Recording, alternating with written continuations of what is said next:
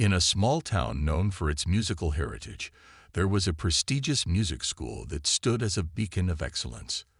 The school was renowned not just for its high standards, but for producing some of the finest musicians in the country. It was here, within the walls of this esteemed institution, that our story unfolds, centered around a young girl named Leela and a music teacher whose strict demeanor was as well known as his talent. Leela, a bright-eyed young girl of 14, had recently joined the school on a scholarship. Her presence was notable not just for her talent, but also because she was mute. Leela had never spoken a word in her life, communicating her thoughts and feelings through the language she loved most, music. With dark skin and a quiet demeanor, she often went unnoticed among her more boisterous peers, but her passion for music shone bright every time her fingers touched the keys of a piano. The music teacher, Mr. Hargrove, was a man in his late 50s, known for his rigorous teaching methods and his belief in the traditional values of musical education. He held a particular skepticism towards new students who came through unconventional paths, like scholarships or affirmative programs, which was how Leela had entered the school. Mr. Hargrove was a firm believer that musical talent was something inherited or honed through years of disciplined practice, not something that could be inherently possessed by just anyone, especially not a mute girl from a modest background. From the very first day, Mr. Hargrove made no secret of his doubts about Leela. During classes, he would often bypass her during performances, critiquing her with a harsher tone than her classmates.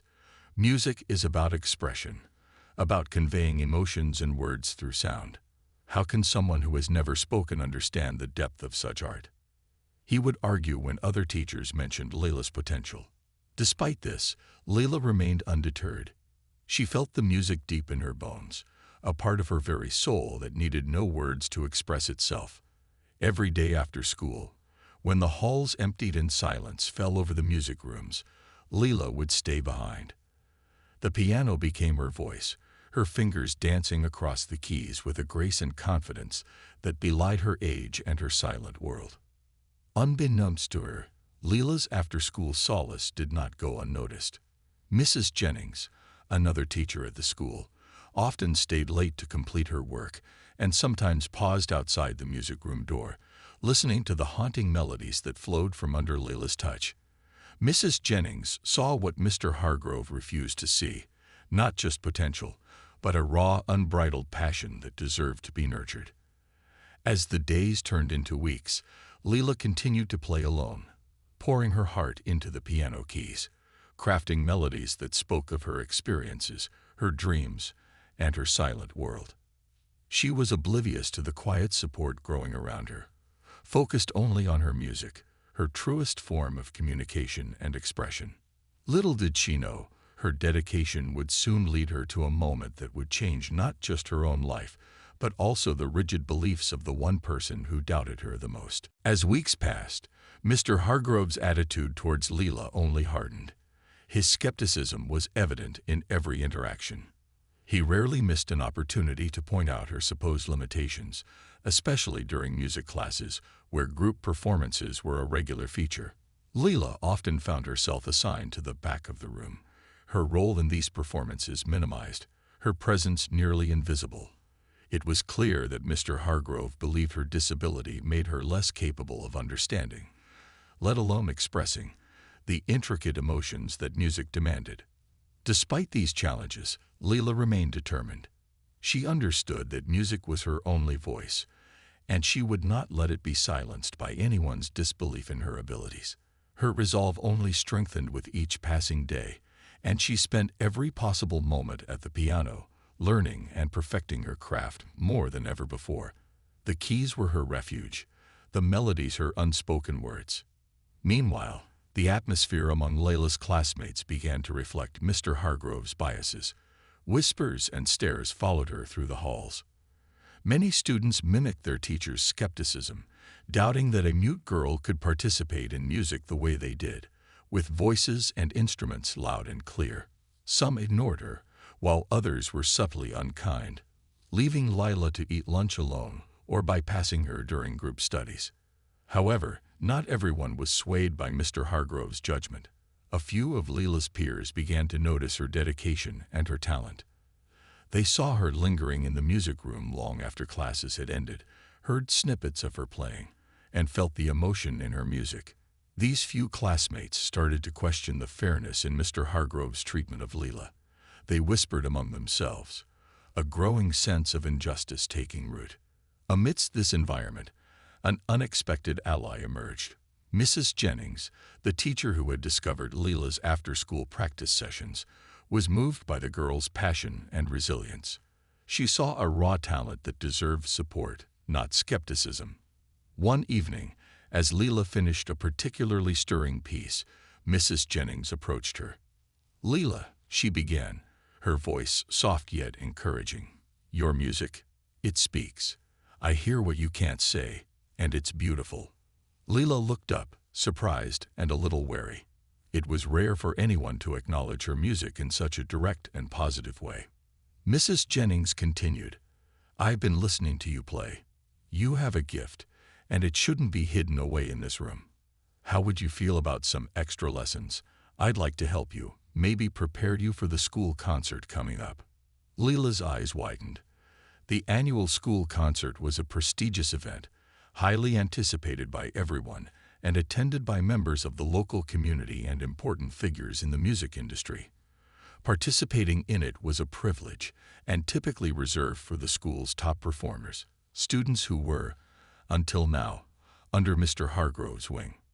With a cautious nod, Leela accepted Mrs. Jennings' offer. It was the beginning of a new chapter in her life, one where she would not only continue to fight for her place in the world of music, but do so with someone who believed in her.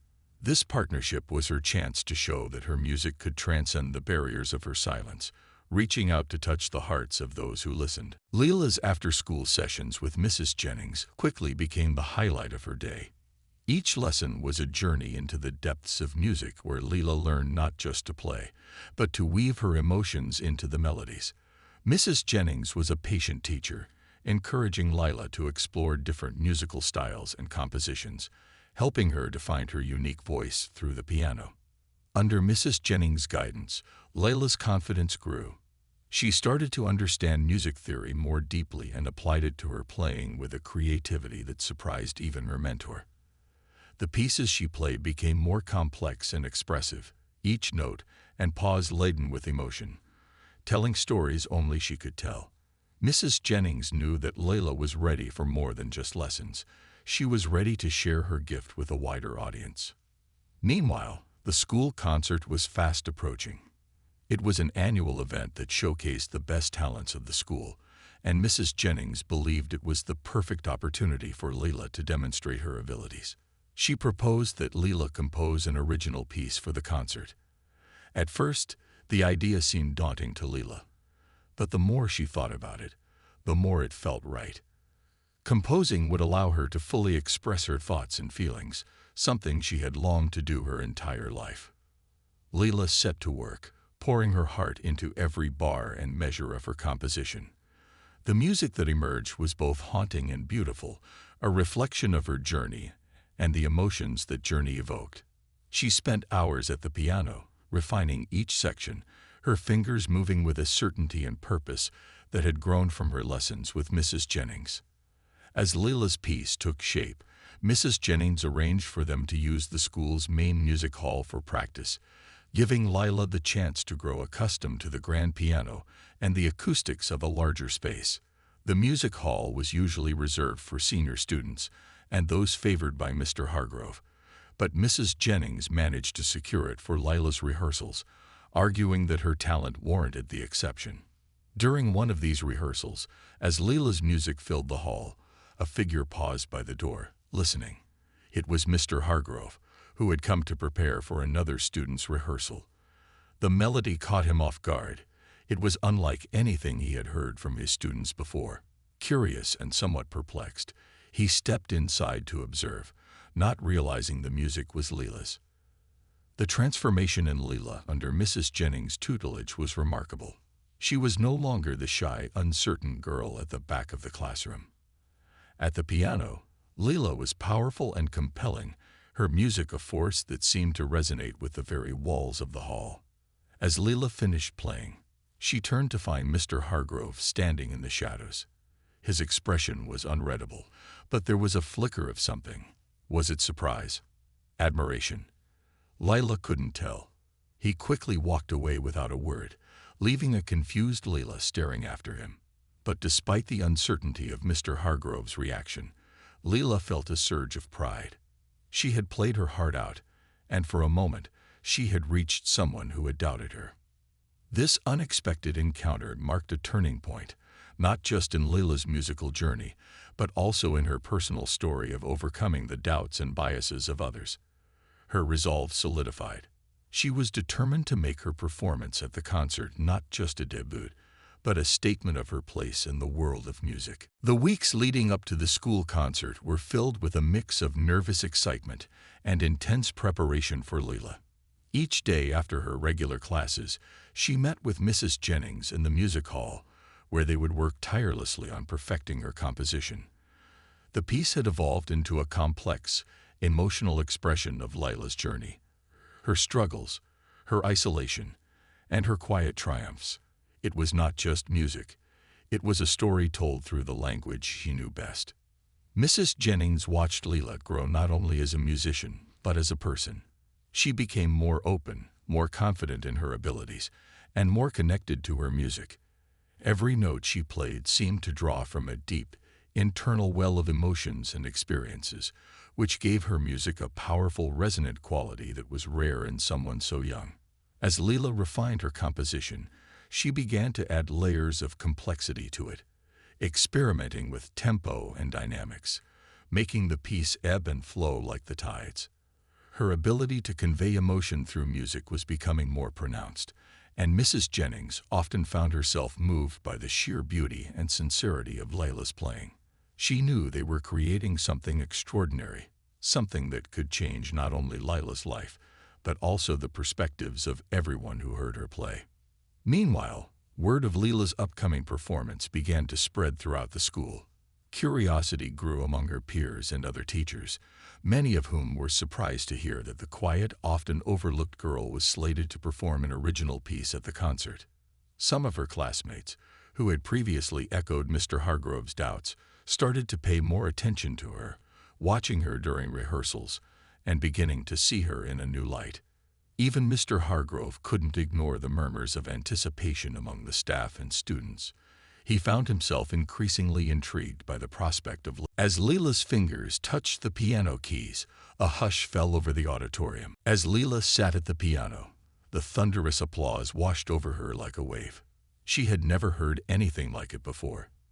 The sound of hundreds of people clapping, cheering, and even whistling filled the auditorium. But more than the noise, it was the feeling behind it that overwhelmed her. They weren't just clapping for a performance. They were clapping for her. For the first time, she felt truly seen, truly understood. Leila slowly stood from the piano bench and turned to face the audience. Her heart pounded in her chest, not with fear, but with something new. Pride. She had spent years in silence, always overlooked, always doubted. But now, through her music, she had spoken louder than she ever thought possible. Backstage, Mrs. Jennings wiped a tear from her eye. She had known that Leila's talent was extraordinary, but to see the entire school and community recognize it was beyond what she had dreamed. She clapped harder, her eyes shining with pride. But then, something even more unexpected happened. As the applause continued, Leila's classmates, some of whom had once doubted her, began to chant her name. Leila, Leila, Leila. The rhythm of their voices matched the beating of her heart. It was surreal.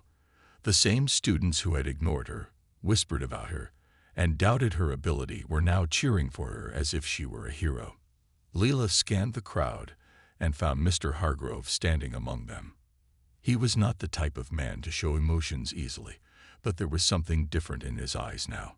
He wasn't just clapping politely, he was truly moved. When their eyes met, he gave her a small nod, a gesture that carried more weight than any words he could have spoken. The concert host stepped onto the stage, signaling for the audience to settle down. He smiled at Lila before speaking into the microphone. What an unforgettable performance. Lila, you have given us something truly special tonight. The applause rose again, and Lila felt a warmth spread through her chest. She bowed slightly, unsure of how else to respond. As she walked off the stage, she was immediately embraced by Mrs. Jennings. You did it, Lila. Mrs. Jennings whispered. You showed them what I always knew. You are a star. Lila smiled, though her eyes were damp with emotion. She had come so far, not just as a musician, but as a person. She had faced doubts, prejudice, and loneliness, but she had never given up. And now, for the first time in her life, she wasn't just the silent girl in the background. She was the girl who had made music speak. As the night continued, people approached her with words of praise, admiration, and even apologies.